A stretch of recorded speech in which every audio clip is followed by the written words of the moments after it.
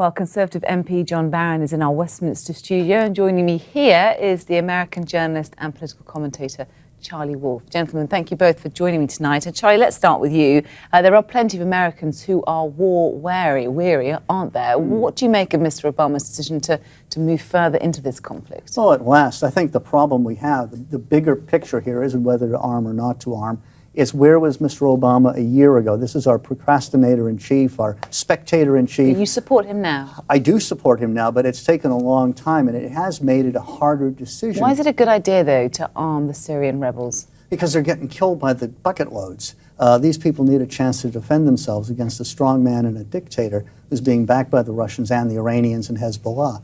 But again, and I know John will be probably against this, and I can understand a lot of his reasonings, but the reason we have the problem we do now is we've waited so long. And also the bigger problem is this was a red line. And so far, I haven't seen a clear-cut enunciation from the White House. They haven't really said anything about arming rebels yet. OK, let's get John Barron's opinion. Do you agree with Charlie Wolf?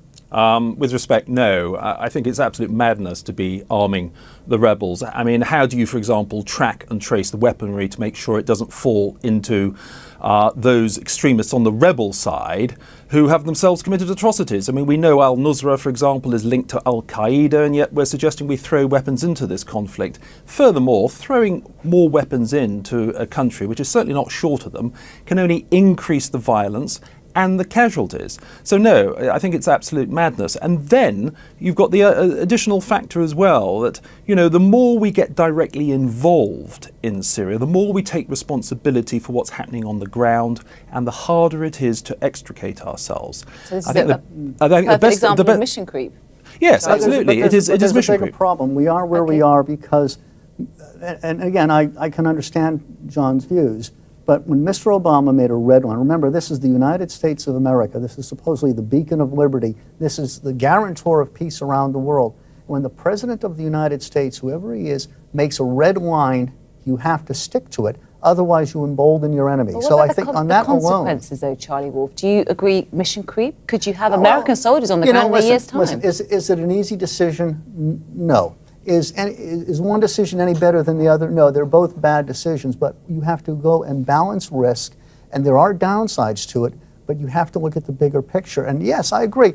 I don't feel comfortable about some of the rebels, but you're hopefully, I mean, it's not just arming them. Some of it's no-fly zones that John McCain is talking about, keeping the air power of Assad at bay. I think there's a bigger picture here that has to be looked at. And John Barron, what are you most concerned about? Is it the UK following the US? Well, yes. I mean, first of all, we don't have to follow. And indeed, the reason I think David Cameron can't commit to arming the rebels is that he has promised me and others in the House of Commons that there will be a full debate and vote on this issue before we take any further steps to either arm or directly support through lethal weapons the Syrian rebels. But what would it take for you to vote yes? Well, I think, I tell you what needs to be done. We are very, very lacking in our diplomatic and humanitarian efforts. There are refugee camps in Jordan and indeed Lebanon that are desperately short of amenities. We're not doing enough there. Meanwhile, on the diplomatic front, you know, we have a conference coming up. The Russians are the elephant in the room, and yet the West is insisting that we exclude Iran, a key player, regional player, and indeed a key player within the country. That is madness. You know, it has got to be diplomacy. Iran is the real madness, and also you're emboldening Assad. It's not going to be a fair hearing, unfortunately. I think you have to fight power with power, and you have to get Assad into a position where a peace conference will work. Right now, I think it's just spinning your wheels and wasting your time. Just very briefly, how's this going to end, John Barron? Let's start with you. Well, I tell you what really worries me, and that is Syria is a proxy war for a conflict that's being fought at several levels. Yes, it's between Iran and Saudi Arabia. It's between the West and indeed Russia and China. It's between, you know, Shia and Sunni. But if we throw more weapons into this civil war, it could extend the conflict beyond the boundaries. How will it end? Well, unfortunately, it didn't begin too well, and that's the problem. We should have addressed this about a year ago.